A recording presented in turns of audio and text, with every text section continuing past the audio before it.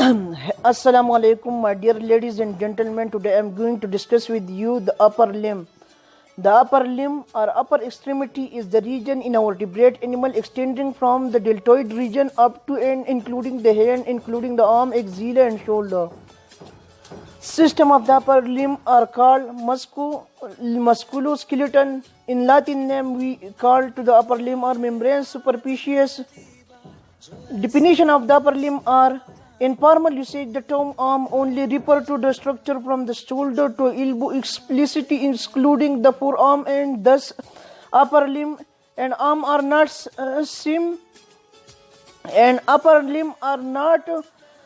synonymous. However, in casual usage, the term are often used interchangeably. The term upper arm is redundant in anatomy, but in formal usage it is used to distinguish between the two terms.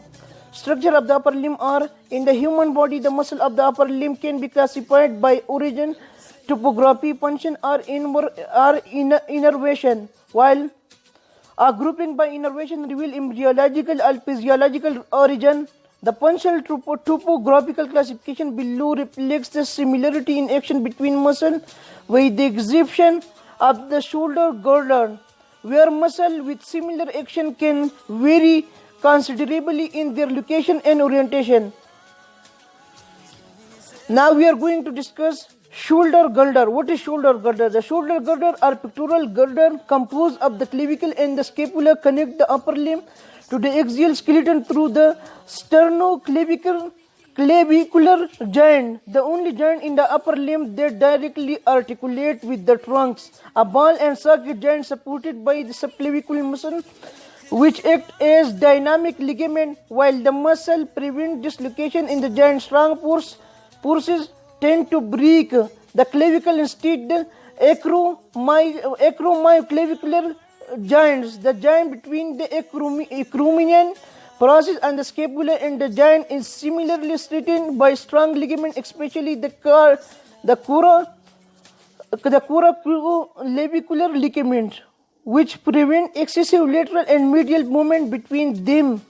These two joints allow a wide range of the movement for the shoulder girdle, much because of the lack of a bone-to-bone contact between the scapula and the axial skeleton. The pelvic girdle is in contrast firmly fixed to the axial skeleton, which increase stability and load-bearing capabilities. The mobility of the shoulder girdle is supported by a large number of muscles.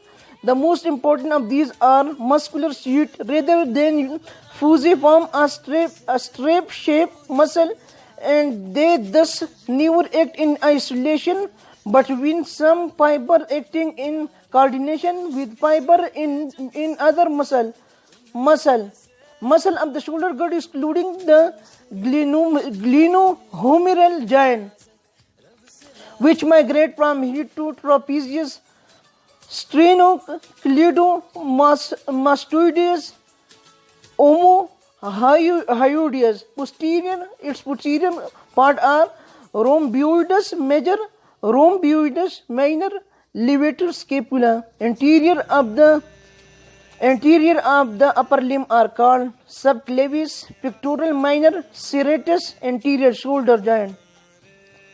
Now, in shoulder joint, the glenohumeral joint, colloquially called the shoulder joint, is the highly mobile ball and socket joint between the glenoid cavity of the scapula and the head of the humerus, lacking the passive stabilization offered by the ligament in other joint. The glenohumeral joint is actively established by the rotator cuff, a group of short muscles stretching from the scapula to humerus. Little inferior support is available to a joint. A dislocation of the shoulder almost exclusively occur in this direction.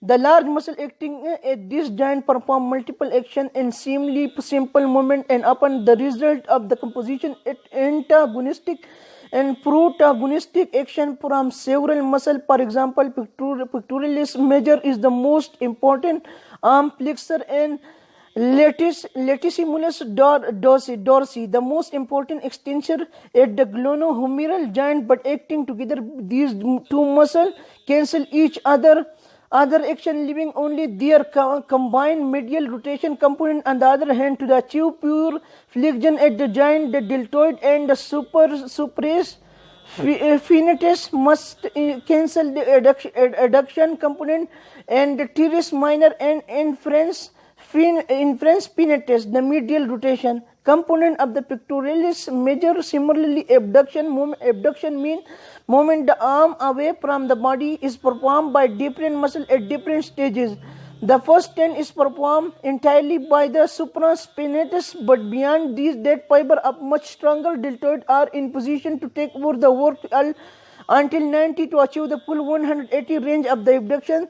The arm must be rotated medially and the scapula must be rotated about itself to direct the glenoid cavity upward. Muscle of the shoulder joint are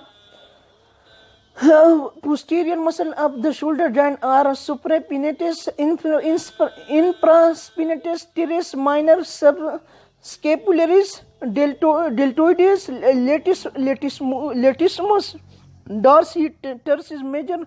Anterior muscle of the shoulder joint are pectoralis major, coracobrachialis, arm. Now we are going to discuss the arm. The arm, properly sometimes called the upper arm, the region between the shoulder and the elbow, is composed of the humerus with the elbow joint at this distal end. The elbow joint is a complex of three joints: the humerior ulnar and superior radio-ulnar joint. The former two allowing flexion and extension, whilst the latter, together with its inferior namesake, allows supination and pronation at the wrist. Tricep is the major extension and brachialis, and bicep is the major flexor. Bicep is, however, the major supinator, while performing this action, it ceases to be an effective flexor at the elbow. Muscle of the arm are: its posterior part include tricep brachii annonis and exterior part include brachialis bicep brachii. Now we are going to discuss forearm. The forearm, in Latin word forearm, are called antebrachium, composed of the radius and ulna. The latter is the main distal part of the elbow joint, while the former compose the main proximal of the wrist joint. Most of the large number of muscles in the forearm are divided into the wrist, hand and finger extension on the dorsal side and the ditto flexor in the superficial layer on the ventral side. These muscles are attached to either the lateral or medial epicondyle of the humerus. They thus act on the elbow, but because their origin are located close to the center of the rotation of the elbow, they mainly act distally at the wrist and hand. Exception to this simple division are brachioradialis, a strong elbow flexor, and palmaris longus, a weak wrist flexor, which mainly act to tense the palmar aponeurosis. The deeper flexor muscle are extrinsic hand muscle, stronger flexor at the finger joint used to produce the important power grip of the hand. Whilst the force extension is less useful and the corresponding extension thus are much weaker. Bicep is the major supinator to drive a screw in with the right arm, and pronatoris and pronator quadratus, the major pronator. The lateral two rule the radius around the ulna, hence the arm of the first bone, and the former reverse the edge. This action assisted by supinator. Because bicep is much longer than its opponent, supination is the stronger action than pronation.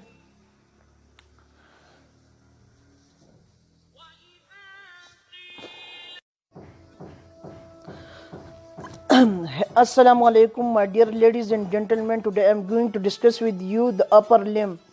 The upper limb or upper extremity is the region in a vertebrate animal extending from the deltoid region up to and including the hand, including the arm, axilla and shoulder. System of the upper limb are called musculoskeleton. In Latin name we call to the upper limb or membrane superficies. Definition of the upper limb are: In formal usage, the term arm only refers to the structure from the shoulder to elbow, explicitly excluding the forearm and